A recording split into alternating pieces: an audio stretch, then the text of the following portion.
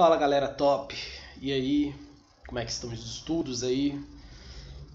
Tudo tranquilinho nesse início aí de temporada do Brasil Imperial, né? O professor Hudson já passou para você sobre o primeiro reinado, né? A gente sabe que divide aí o Brasil Imperial em três grandes fases. As duas nem tão grandes, mas bastante agitadas, né? Que é o primeiro reinado, 9 anos, né? Em torno de 9 anos aí. E esses 9 anos se repetem aí durante o período regencial, que é o que a gente vai tratar hoje, tá? E depois, pegando aí o segundo reinado com Dom Pedro II, durante seus 40 e tantos anos à frente do Brasil.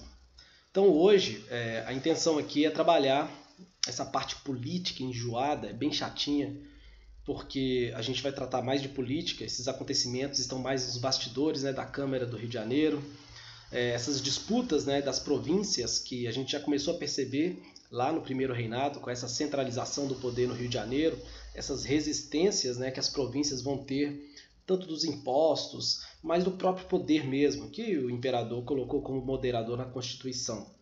E essas disputas, óbvio, elas são representadas por pessoas, né, são pessoas que estão pensando aí por trás dessas disputas e que vão gerar alguns grupos. E que com o passar do tempo, né, vocês vão perceber que alguns vão desaparecer, vão surgir outros nomes, mas é muito parecido com o que a gente entende. A gente vai discutir sobre isso, né, sobre esquerda, direita, os liberais e os conservadores, né, quem são esses moderadores aí, que tipo de monarquia esses moderadores pensam, né, a monarquia mais parlamentar, que tem um bocado de liberdade ali para as províncias, enfim, quem são essas pessoas que estão no centro, quem está mais à direita, mais à esquerda aí, dessas disputas políticas nesse momento que é o período regencial. Então aqui eu trouxe para vocês, vou começar aí, né, dar uma olhada sobre o período regencial, que ele é separado, ele vai ser dividido aí, pelo menos eu vou dividir aqui para vocês, até para poder facilitar, vou aumentar aqui porque está pequeno, né, para poder facilitar compreender esse período, coloquei em três tópicos principais, tá? Essas são as regências trinas, né, primeiro que vai ser de 31 a 34, que a gente vai tratar hoje ainda. Depois a gente vai pensar as regências unas, de 35 a 40. E depois, separadamente, a gente vai trabalhar sobre as rebeliões regenciais, que elas ocorrem aí durante essas regências. Então, primeiro, esse primeiro vídeo, a gente vai tratar dessas questões políticas das regências trinas, quando passa, então, o poder deveria ser passado, né, com a abdicação de Dom Pedro I, para uma pessoa da família ali, a pessoa mais próxima da família tinha 5 anos de idade, que é o seu filho, não tinha como assumir, óbvio. Então, teria que ver alguém aí mais próximo da família, que não tinha. Então, a Constituição previa que houvesse um regente, né, até que alguém se fizesse ali dentro da lei. A Constituição de 24, né, 1824, estava valendo, para que pudesse, então, voltar a ser a monarquia, o imperador, né, o imperador tomasse aí o poder. Então, nós temos aí, de 31 a 34, as regências trinas, 3 pessoas na liderança.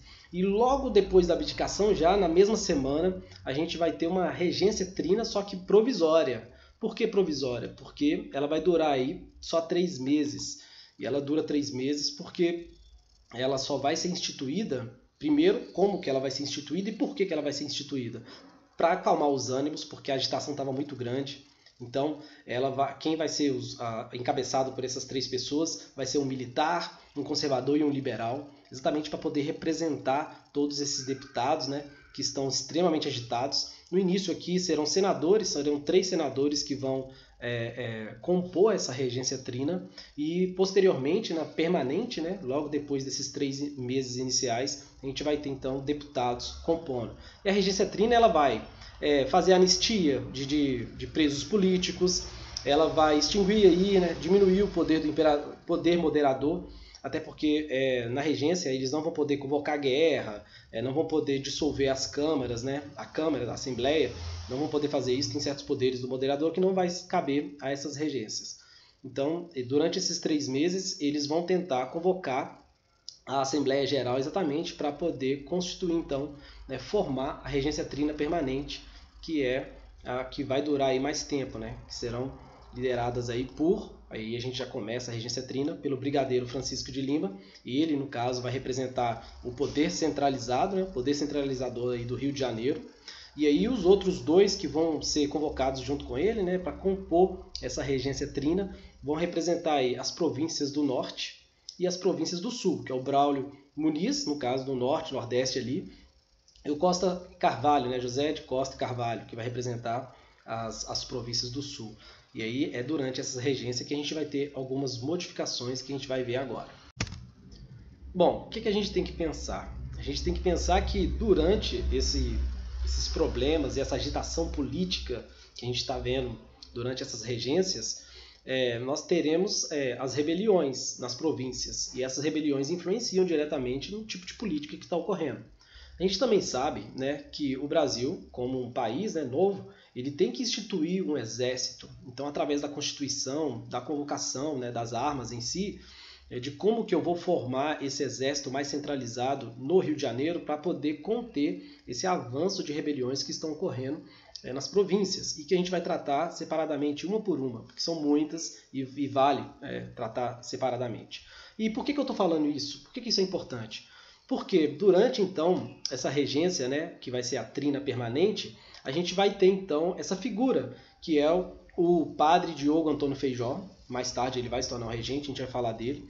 E ele vai se tornar um ministro da Justiça durante essa regência trina una aí, né? E por que isso é importante? Porque durante o seu ministério é ali que vai se formar então a Guarda Nacional. E é importante a gente pensar na Guarda Nacional porque ela vai ser o embrião, né? Ela vai ser a pontinha da lança daquilo que a gente conhece lá, que nós vamos estudar mais tarde, durante a República Velha, do coronelismo. E se brincar a gente pode falar até dos dias de hoje, como que essa ideia do coronelismo ela existe até os dias de hoje, até porque na época, quando foi formada a Guarda Nacional, ela foi criada a partir dos grandes produtores rurais, né, dos grandes fazendeiros. E eles, com dinheiro, com a sua própria milícia armada, tanto é que alguns livros tratam essa guarda, quando ela é criada, como milícia mesmo, e eles vão poder comprar essa patente de coronel como líder aí da sua própria milícia. E é na junção do poder desses grandes fazendeiros, né, ao redor do Rio de Janeiro ali, também envolvido muito com a política, principalmente mais conservadores, que vai criar essa Guarda Nacional e que vai possibilitar, né, mais tarde ser chamados de coronéis também. Então essa guarda ela vai ser importante também para poder combater essas rebeliões provinciais que nós vamos tratar mais tarde. Então, como é que fica a questão política entre esses deputados? Como é que eles se separam? Vou tentar aumentar aqui porque está pequenininho. Acho que assim fica bom. Dá para poder visualizar aí? Fica maior assim, né? Eles se dividem, então, isso enquanto Dom Pedro I estava vivo lá em Portugal, em liberais exaltados, que a gente pode chamar de uma esquerda, porque eles estão voltados mais pelos ideais liberais, né? E é deles que está vindo essas revoltas, essas agitações nas províncias, e por isso mesmo os farroupilhas aí, né, que vai ser a maior dessas revoltas, né, mais de 10 anos aí.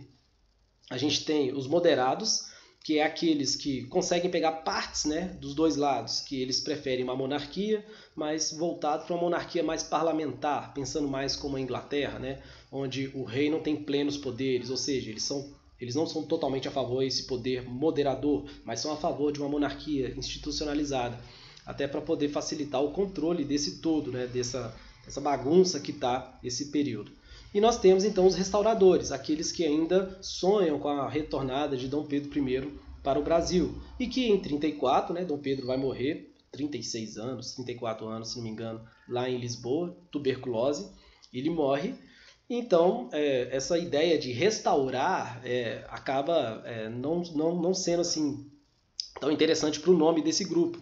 Então, eles vão se dividir e vão se tornar aí progressistas e regressistas, que mais tarde, né, durante o segundo reinado, a gente vai chamar de Partido Liberal, Partido Conservador.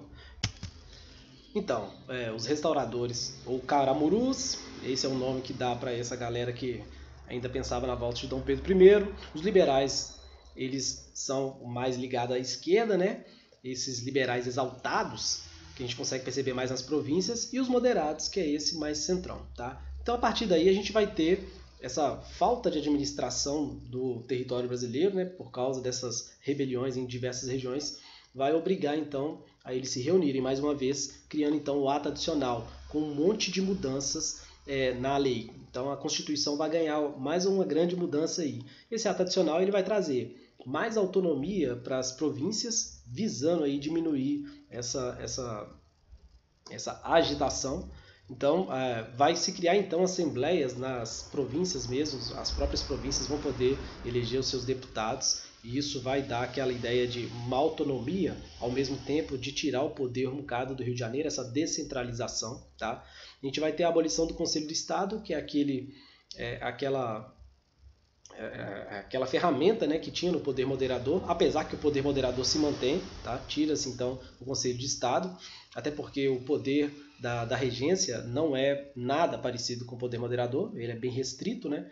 A gente vai ter o Rio de Janeiro tornando-se um município neutro, tanto é que a capital, né, do Rio de Janeiro, o Rio de Janeiro é a capital da província do Rio de Janeiro, então ela, como município neutro, não poderia continuar ali, eles transferem então para Niterói, né, a capital da província do Rio de Janeiro, enquanto o Rio de Janeiro torna-se então um município neutro, até para melhorar a representatividade das províncias. E então você consegue tirar essa regência trina, né, para uma regência una, onde vai ter as eleições na Assembleia.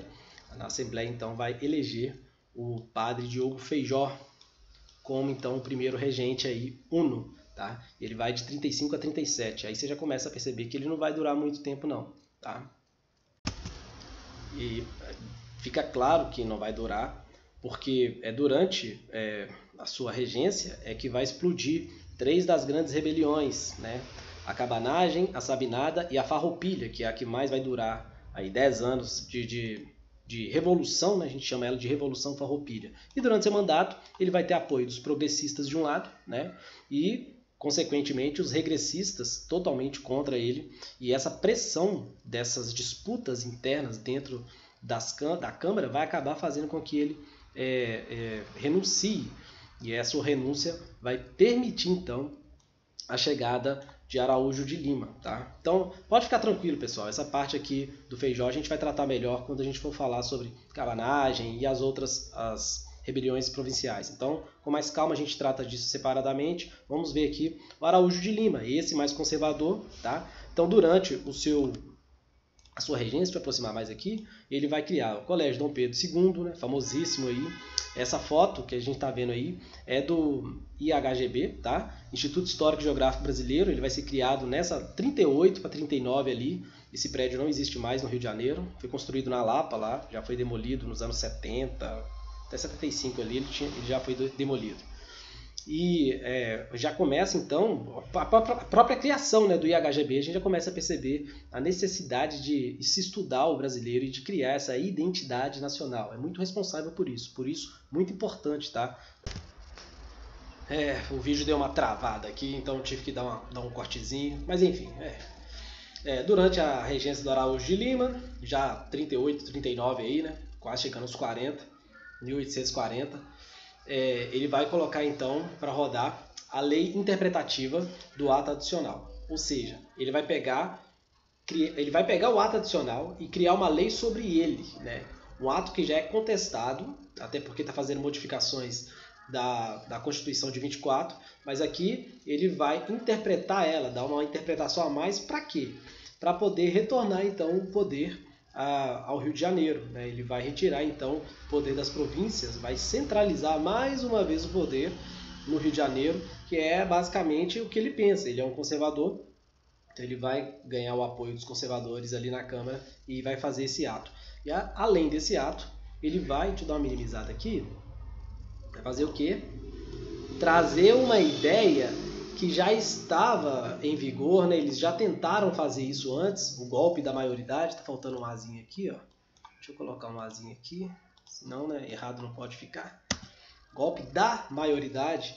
Essa ideia de trazer Dom Pedro II, né, ainda não Pedro de Alcântara, né, nessa época, já em 1840 ele tinha 14 anos. Mas muito antes dele ter 14 anos, já em 1837, eles já haviam votado por uma ideia de trazer ele, né? Tentar dar esse golpe já desde 37. Então é uma discussão que já havia entre eles, principalmente pela ala liberal. Os liberais apoiavam muito essa ideia e pressionando. Então em 1840 você vai ter esse golpe da maioridade, então colocando a coroa sobre a cabeça de agora, né, Dom Pedro II, né, Pedro de Alcântara, com mais de 10 sobrenomes aí, vai ter então o golpe, vai se tornar o imperador do Brasil e vai dar o início ao segundo reinado, esse que vai durar mais de 40 anos. E dá o início também a uma, como é que a gente fala? Estabilidade, né? Agora está estável, vai se tornar estável, vai começar a estabilidade da governança no Brasil. E aí, no próximo vídeo, já finalizando aqui, a gente vai tratar das rebeliões regenciais, e são muitas, vou até mostrar aqui para vocês. Papamés, os malês, sabinada, balaiada, cabanagem, farroupilha, a gente vai tratar de todas elas, específico num outro vídeo, até para poder não ficar tão cansativo, né? Separar direitinho o conteúdo. Mas enfim, pessoal, esse material a gente pode deixar disponível, depois a gente dá um jeito de passar para vocês aí, se vocês acharem necessário. Anotem suas dúvidas, as perguntas, durante as monitorias, né, para poder tirar, não pode ficar com dúvida nessas questões assim, principalmente nessa questão do período regencial, porque nós estamos falando de 9 anos, mas é um 9 anos tão complexo, cheio de reviravoltas, né, de emendas aqui, e de tira o poder, coloca o poder, essa disputa dos liberais e conservadores, ela vai perdurar durante o segundo reinado, vocês vão ouvir falar disso mais vezes, com outros nomes, como a gente falou, né, esses progressistas, regressistas, e vocês vão perceber que isso influencia muito a política que a gente vai estudar no segundo reinado. Tranquilinho? É isso, pessoal. Vou finalizando o vídeo por aqui. Aquilo, as dúvidas, não deixem de tirá-las, né, nas monitorias. Participe mais das monitorias, até para a gente ter uma noção de como que está o acompanhamento de vocês nesses estudos. Tá?